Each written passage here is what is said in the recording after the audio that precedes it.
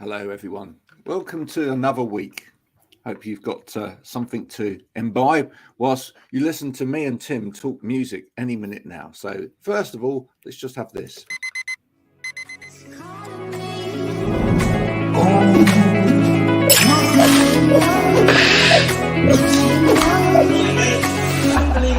I need to get going, mate. I'll see you later.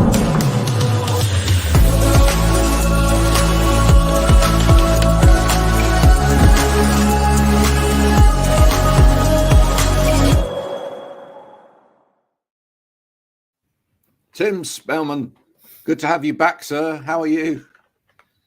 Very well, thanks, Graham. I must have done something okay last time to be invited back. Yes, you make good music, and you're a good chat as well. So you're always good chat, which is an absolute bonus. So last time you were on, we talked about Tiny Fighter, which you've got there on your title. You are Tim Tiny Fighter. I didn't even notice. Must have been from last time, hey? Must have been, yeah. It stayed the same. But you're back with a different type of project. Is this just you? Yeah. At present, it is. So this new project, Kaapstaad, it began as a bit of a favour to a friend who was making a sort of short documentary, and needed somebody to soundtrack it. And I've always been a fan of film scores and game scores and soundtracks, so I jumped right in. And even though that actual film itself, that project actually never saw the light of day, was actually never released.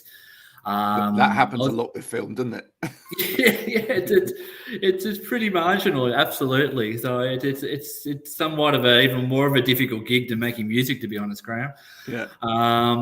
But I was actually pretty. I enjoyed the process a lot, and I was reasonably happy with the output. So the project kind of grew from there, and it was a bit of a natural gap as well. I mean, I think last time we spoke about Tiny Fighter, we had gotten to a point where it had enough legs and momentum, and we're touring the States and Canada and through Europe, and then just COVID killed the whole thing off.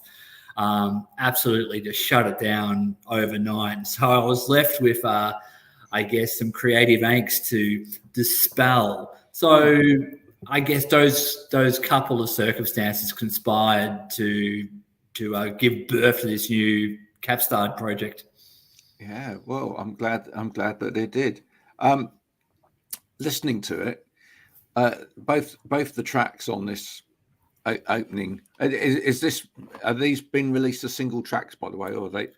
Just the singles for the time being. Yeah. Well, both the tracks that I listened to, the Orla and Night, they both got that opening of you can hear like the vinyl crackle. I assume that's all intentional. What do you love that kind of feel that this is connected somewhere to the past as well as being in the future? Yeah, that's a really good way to characterize it. I mean, I've always been a fan of the vinyl crackle, and huge fans of the sort of Lo-Fi Girl series. Just a 24-hour YouTube stream. It's I actually got into it the way a lot of other people do. It's just when you're working or you're studying, it's actually excellent background music, and it's got this sort of warm. What I think I like about that vinyl crackle is that it mimics. It's almost like mimics a fireplace in some respects. It's like an intimacy and a small room feel to it. So I think I took that as inspiration, and it's kind of stuck. I mean, I was growing up, of course, big fan of indie pop, big fan of hip hop, and there's just some I think warm textures in that kind of more lo-fi hip hop domain that a lot of people may be surprised or forget about hip hop. There actually is this real DIY, I guess, tradition to it, and and I guess because I was more playing around with electronics and beats, it just seemed to be or hopefully more of a natural fit. Yeah. In terms of vocal, I mean, there's no, in what I've heard so far, there's no actual vocal, but there are little stabs of vocal. Are those things that you sample? Are those things that you actually get recorded, or?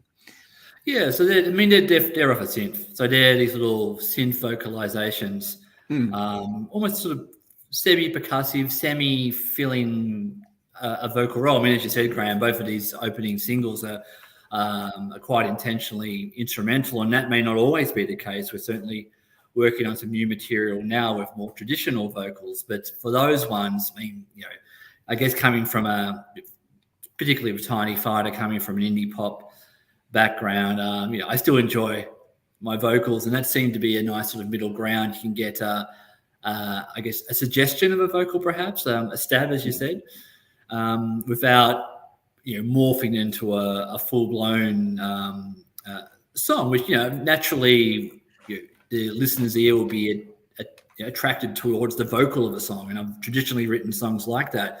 But this is kind of different, like using it more as an instrument rather than a lead as such. So they're just off a synth, a sampler. Yeah, there's nice space in the songs though, and there's still a lot of melody in there. Is there a temptation going forward with the project? Is there a temptation to? Because actually, when I first listened to it, I was thinking a little bit of someone like London Grammar. I don't know whether you followed London Grammar stuff. Yeah. Is there a temptation to find just a real good voice? Well, if I can have her, then I wouldn't.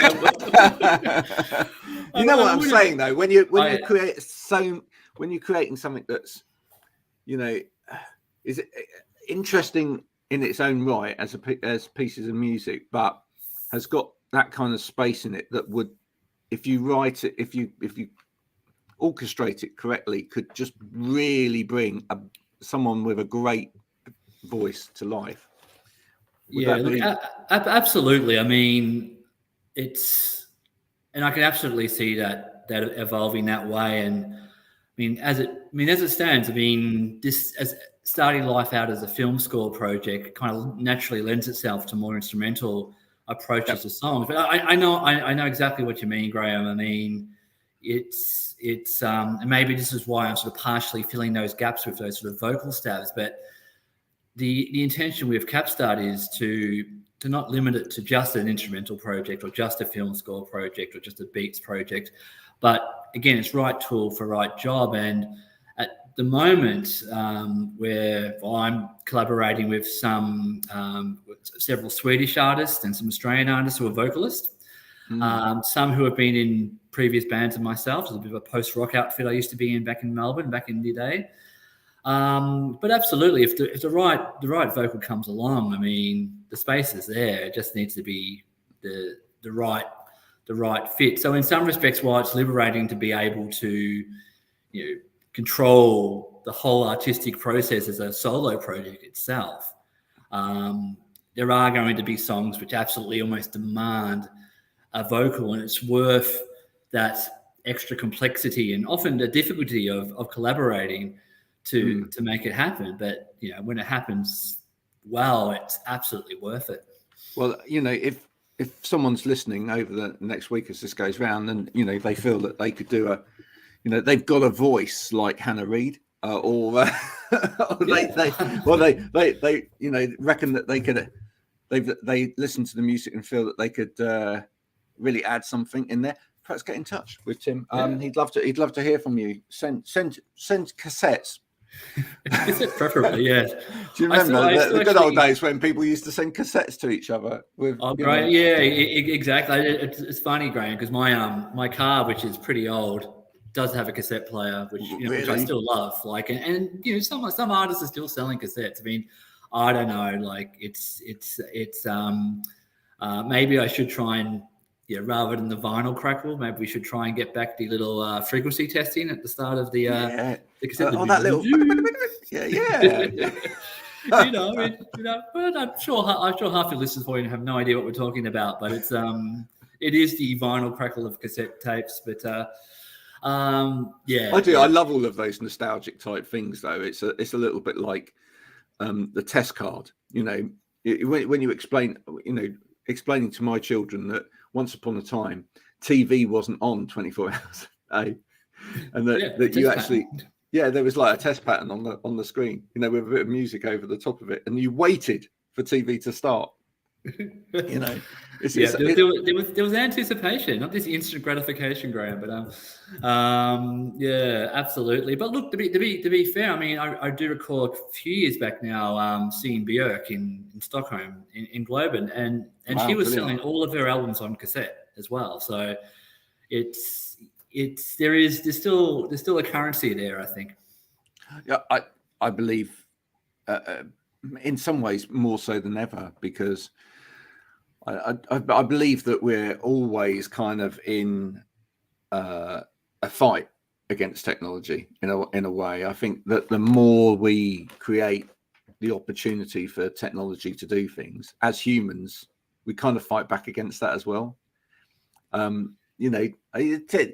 Technology is great in making, and all of this immediacy and everything else is fantastic in terms of music, being able to just turn something on in the air and play music from nowhere is great, in terms of people being able to just listen to more music, etc. But at the same time, it's the tactileness, it's the effort as well. It's the fact that it's the investment. I think it's the personal investment. Yeah, and it's the art of making all that paraphernalia that encompasses or surrounds a sound product, for sure. And also, you had to get really good with one of these things. If you listen to music on cassette, everyone will know. If you've listened to music on cassette, you have to get really good with one of these things. It's called a pencil, but it's really handy when that tape gets stuck, etc. And scissors and tape as well, always very good. Yeah, so on the fly editing, absolutely. So in terms of what you've recorded so far, are you heading towards a whole album with this, or? Yeah, look, I think compared to other projects, perhaps other band based projects, I don't feel like I'm in a rush to commit to a full blown album, particularly when this is brand new and no one's ever heard of you. I mean, yes, you can sort of leverage off your sort of previous fame or not or whatnot, but I feel like I'm starting from scratch because it's such a different project compared to others I've been involved in, and so it's really just testing the water, Graham, to see what the response is. And I love albums, I love records, and I love the sequencing of records and the story it absolutely tells. But for better or worse, I think in 2022, it'd almost be mad to put a record out when no one's heard about you. I mean, it's a lot of effort and a lot of artistic effort and financial effort to commit that up front. So I think the remainder of this year. Yeah. Well, given what you've just said, this is going to sound absolutely ludicrous saying this, but talking about, money and all of that sort of thing. But I mean, at the start, you said that, this was almost born out of the fact that you had there was a project there that you were working on collaboratively with someone that had made film, but then that stopped. But as you're working on this now, is part of you thinking, well, actually, wouldn't it be good to make film to go with the music? Yeah, well, absolutely. And I think in some respects, that's what I've tried to do with the latest video for the single, which is a collaboration from a couple of guys in I think they're down in Dorset or somewhere, or at least Somerset. They're probably not anywhere near each other. My part of the world, yeah. Yeah, exactly. So these are two guys who are pretty handy with a drone. I think a lot of the footage is taken from Scotland. I mean, that's quite deliberate. I mean, that's the film I'd like to make for a song like that. Sort of sweeping and epic. It's true. I mean, but I think you gotta play to your strengths, and there are some great filmmakers out there. I have no idea. I mean, film for me, it's the ultimate because it's not just visual; it's visual and audio and everything else. I mean, music is one dimension, but film is every dimension. So I'd like to, but yes, I need to rely on the experts. Students are the way to go, sir. Students are the way to go. I've been talking to my son, who's coming into the business, about this quite a lot recently, because he's just finishing his film degree, and he said, I asked him about how do musicians get into film music, and he said, students. That is the way forward. He said, because any film student needs to be getting there. The way that they work now, they practically have to get their films into awards. Yeah, so they have to put their films up for national awards, etc. He said, so if you want to get your music in somewhere, find a group of students that are making a film. I think that's a really good idea, and I think in some respects that sort of rings true. I remember seeing, and it's some of my favorite film score musicians used to be pop artists. Like, I mean, Clint Mansell from Pop Will Eat Itself, which is an amazing soundtrack composer. Trent Reznor, Nine Inch Nails, Mogwai do absolutely fantastic soundtracks. And they also had the same thing. Like, they got their initial taste, I guess, of scoring film or scoring games, and it's another huge market. Yeah, with student film, absolutely, because there's I guess a bit more I guess liberty to experiment a little, perhaps, and so I mean that sounds very true. There you go. I'll try and put you in touch with some students. Oh, please! I need filmmakers. Like, I can't do this without the visual, as you said. I mean, you nailed it, Graham. This music is very visual for me, and just need someone who knows what they're doing to make that vision happen, I guess. Now, for anyone that's geeky, because there will be some people that listen that are, in terms of how you go about making this stuff, are you a sort of lots of keyboards type person, or are you a sort of mainly a control keyboard and lots of sounds off of a computer?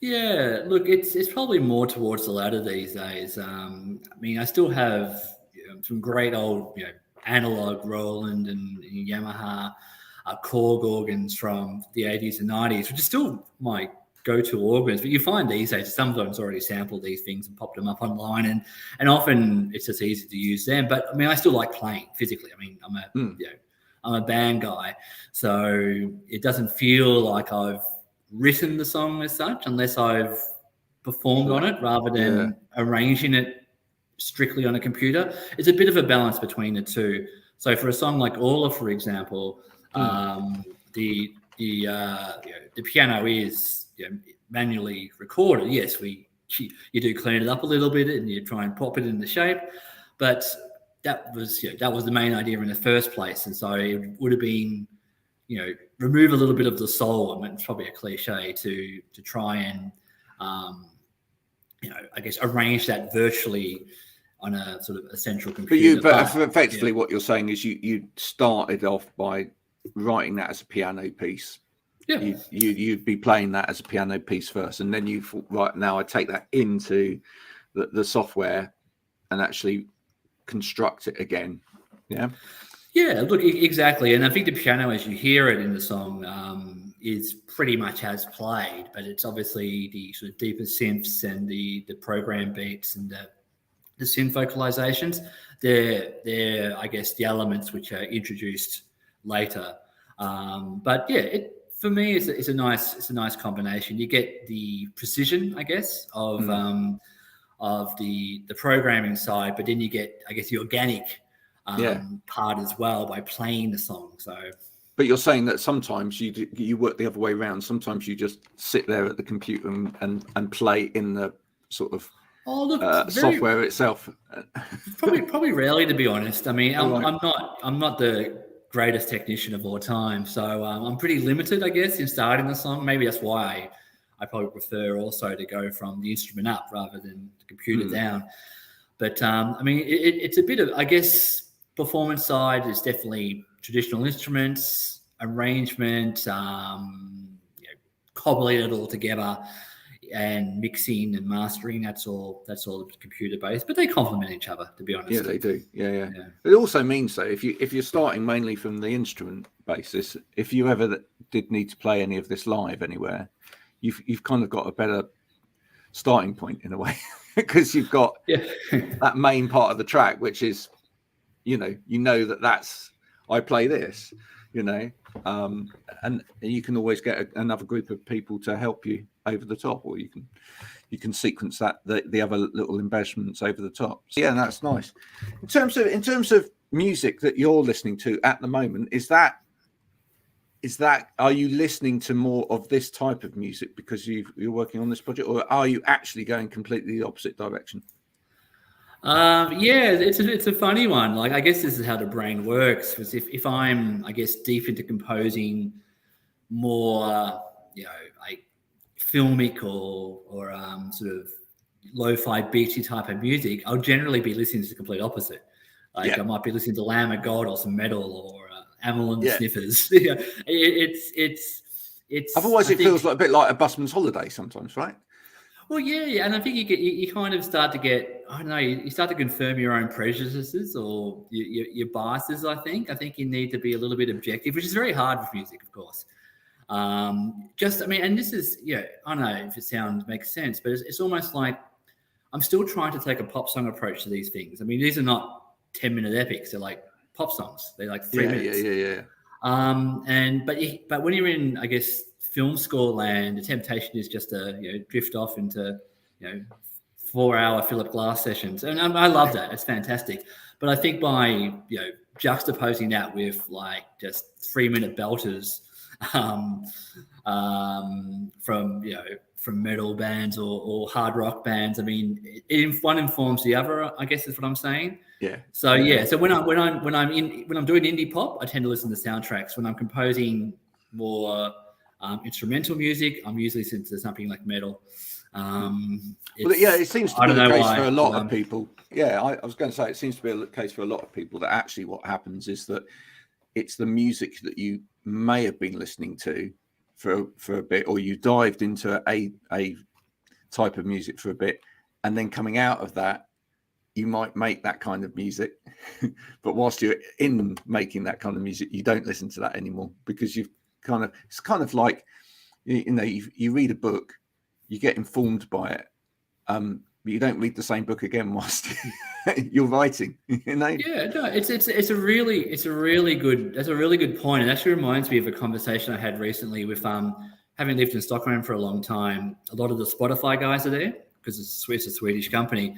Yeah. And they've got some amazing sort of data analysts. Their job is to kind of second guess what you, Graham, or what I want to listen to without just like giving you a bunch of obvious hits. Like how, so when you open Spotify or whatever it is, Apple, I mean, what is making you play one song over another?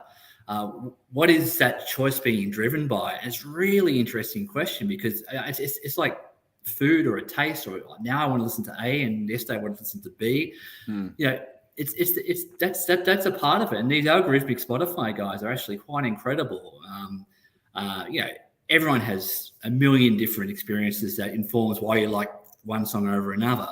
But being able to get anywhere even near to that by suggesting you might like these songs or these artists, I think is quite incredible. I mean, it's a little bit off topic, but it's why do we listen to what we listen to at any one time? It's a great question.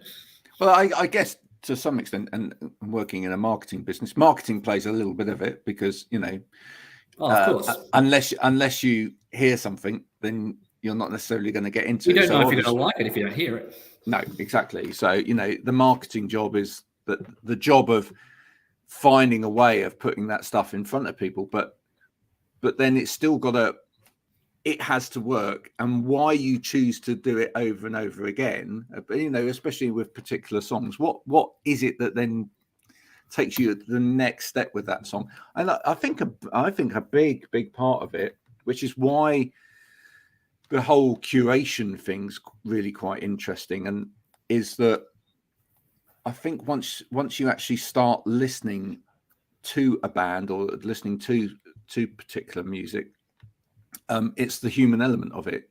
It's whether you actually, for a lot of people, it's whether or not you actually make a connection with the artist as well. So, if you don't feel that you're connected in some way to the person behind the music, I don't think it's got that longevity to it. Yeah, I'd buy that, because it's it's pretty bloody intimate thing that we do. I mean, yes, it's enjoyable and it's fun, but most people most of the time will be listening like this with like headphones or very closely. I mean, it's extremely personal, isn't it? So if you do have a sense or a affiliation or a feel for that artist, I think that goes an awful long way in exploring their back catalogue or their new material or whatever the case may be.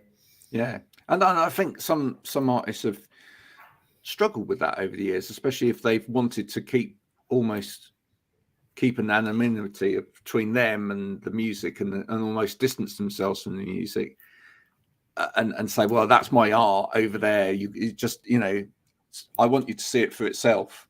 You don't need to know anything about the person. I think some of them have actually struggled with that, because it makes it quite difficult for people to buy in. Yeah, absolutely. And I think with with a couple of very rare exceptions, like Daft Punk, for example, and which is kind of they kind of play off that. But absolutely. I mean, it'd be nice to have your art judged for its own sake, but that's not how the gig works. I mean, you're part of it, aren't you? And they're consuming in the nicest possible way. They're consuming you as much as they are your art. Yeah. Well, it's funny. For a little while, I ran a company called Pimp My Office. I like it. That's a great name. But we actually did art for offices, and I remember speaking to this one artist, and she was moaning all the time when I met her. She was moaning all of the time that she wasn't making enough money. She probably couldn't afford to carry on doing art. And that's what she loved doing. And she said, somehow I need to commercialize this. And yet at the same time, she was incredibly fussy about who bought her art. And it's like, that can be a real struggle, if you see what I mean. Because at the end of the day, if someone appreciates what you're doing, does it, do you actually have the choice as the artist? Do you actually have the choice as to who buys into your art? Yeah, absolutely. I mean, it's an age-old argument. I mean, when does it stop being yours? And when is it everybody else's? I mean, it's easier in music. You've got virtual version which can be streamed by anyone. But I understand, like with visual arts, and it's your baby and it's physically there. It's a different ball game. It could be quite confronting, I'd imagine. Yeah, it is. It's a difficult thing. But if somebody's willing to pay you $2,000 for your piece of art. I'd take it. Well, no one's paying $2,000 on Bandcamp for this. No, exactly. Well, because the other thing you've got to think is the opportunity there as well? Is it not just the person that's actually buying into the piece of art, but if they're going to give a wall space to your art,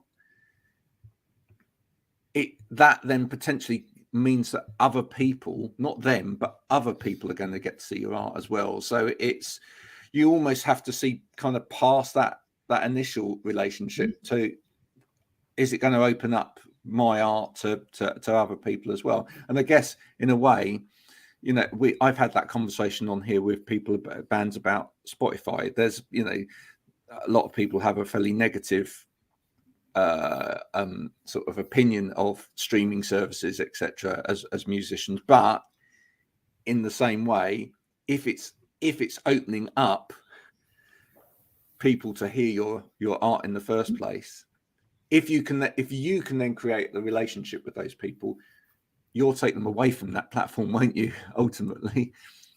Yeah, if you had an objection to it, I mean, this is, as you said, I mean, it's an opportunity, and what else? And it's it's an age-old problem, I guess. I mean, there's more opportunity, but there's more competition. But yeah, I think it's a very good point. I mean, I think it's an exceptionally important tool, particularly for informative, I guess, releases and years, as you say. I mean, once you do the hard work and form those relationships with your listeners, then you have options. Yeah, absolutely. So listen, we've got a couple of tracks already out or about to be out, so that people can go and listen to those. But just give a little bit of a sneak. What other things might people hear coming from you in the near future? So the next release is a little bit of departure in the sense, as we discussed before, it has vocals. So we actually are using an ex-bass player from Tiny Fighter, Tommy Wieland, who's got this great pop voice. And so it's a little bit different. It's still got those sort of lo-fi aesthetics, but it's got vocals.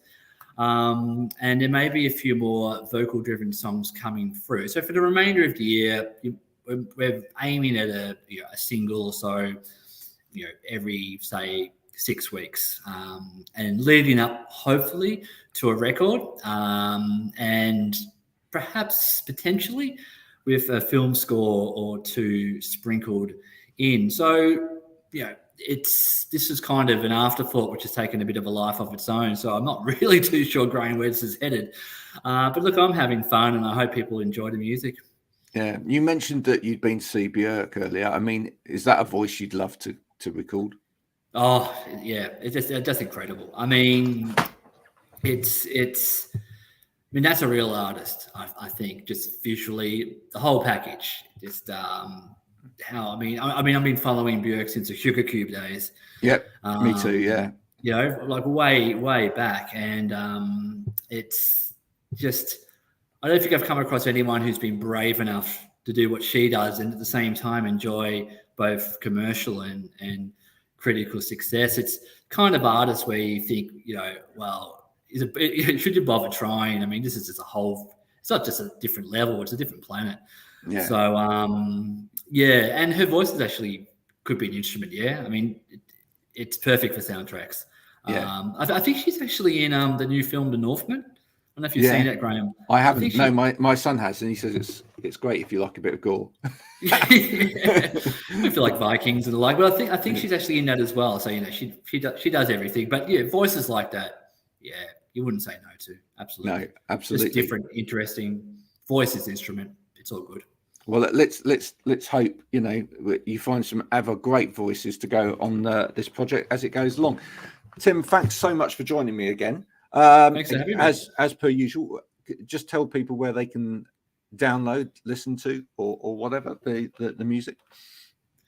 Yeah, so look, it's available at all the usual streaming services. I've been on Spotify under Kaapstaad. You can also, if you do like it, you like what you hear, you can also go to my Bandcamp, which is if you just type Kaapstaad into Bandcamp, it will pop up, and you can you can buy the 2 singles if you enjoyed them. Or otherwise, you can go for the record label, which is Filter. But have a listen, see what you think. Yeah. Enjoy. The best thing about music, go and find out. Yep. You've got nothing. Find out for yourself. Yeah, go out, listen to it. Make a new friend at the beginning of the week. Tim, thanks for joining me, and I'll speak to you again soon. Bye. Thanks, Graham. Cheers, mate. Bye-bye.